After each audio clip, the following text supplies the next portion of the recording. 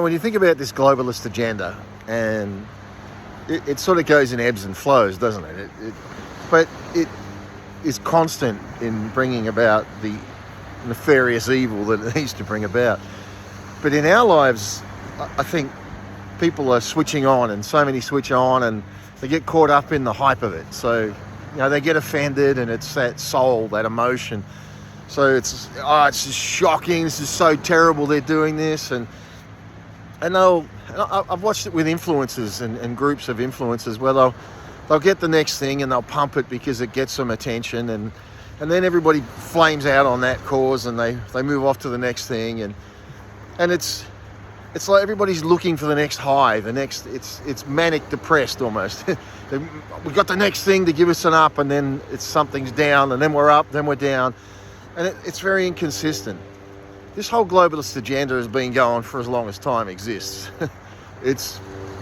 And it'll probably be here long after we're gone. But what do you do with that? Because if we feed off of the drama and we feed off of the offence, and offence is going to be there. If you want to make a life out of chasing offences, there's always going to be something else that you can chase.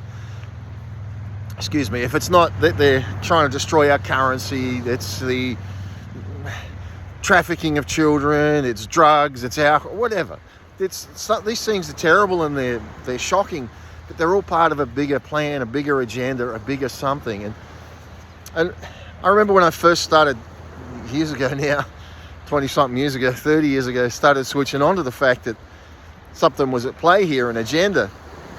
I got offended, and I always tell the story. I went out and bought chickens. I'll get some chickens and get ready, and I don't know anything about chickens. I went and bought 13 chicks, and the lady guaranteed me there probably wouldn't be a rooster in there. So I got my chicks and I brought them home, and with my kids, we raised these things, and we got 11 roosters. 13 chickens, 11 of them were roosters.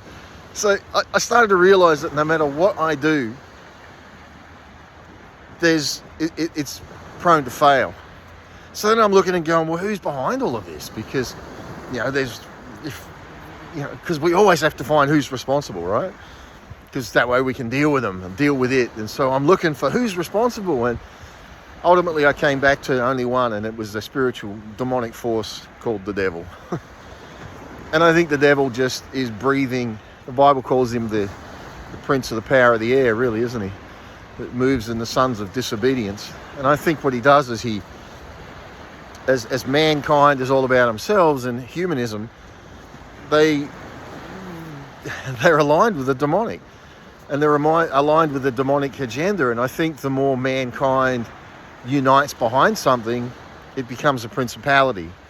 So the more men get behind this global domination, the more it'll happen. The more we get offended at it, the more it'll happen, because it's feeding off of us. And I think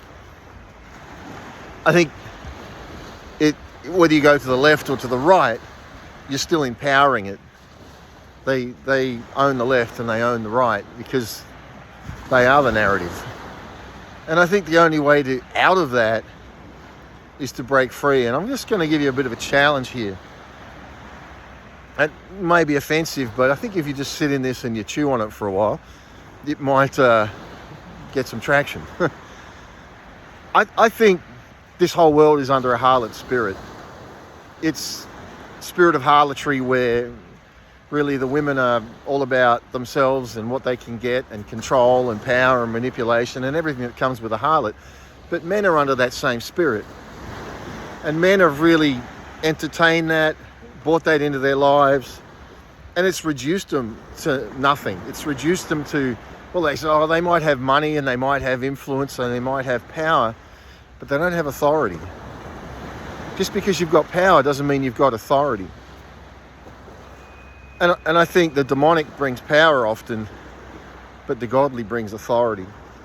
So I think as this harlot spirit has sort of just got a hold of society and all of who we are, there's an invitation that's going out and saying, would you repent of that? Would you turn from that? Would you acknowledge that that's something that you've walked in or you've been influenced by, and start to say, dear God, from today, I don't want to be under the spirit of this world. I don't want to be under the influence of what's going on here. God, I don't want to live in the world's economy. I want to live in God's economy. And if you don't know what I mean by that, go and get my book or send me an email and I'll send it to you, a copy for free, an e-copy. Vegetable Garden Faith and a Corvette.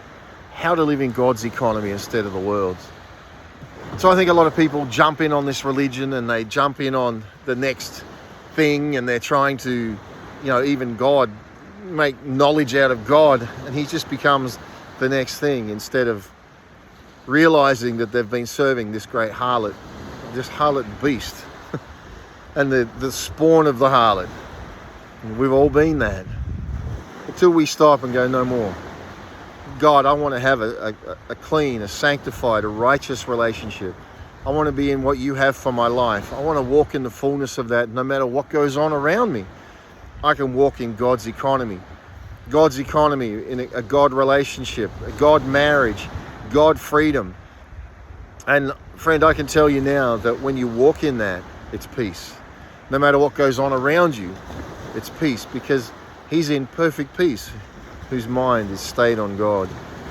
So, I'm Scott Russell. I'm just inviting you today to spend a couple of minutes and just talk to your Creator and say, show me if I've walked under a harlot spirit. Show me if I've, I know some guys that joke on that and say, oh, the harlot, oh, gee, I'd love to get involved with a harlot.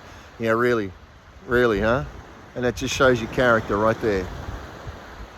But I think it's rising up as men and saying, no, I'm going to be a man that's going to, just because I could do it, doesn't mean I should do it. There's plenty of opportunities where you can take advantage of something or a situation, doesn't mean you should. And I believe a godly man raises up and he says, this is the right way and I'll walk in it, even if it costs me my life. I'll protect the one that I love, even if it costs me my life. And I think the right woman just comes and supports that and tucks under that and says, this is my man. This is where I'm safe. And I think with God, as we tuck in under his arm, God says, I'll take care of you. And this is where we're safe. So I'm going to go back to my beach. I'm Scott Russell, 2 Free Scott.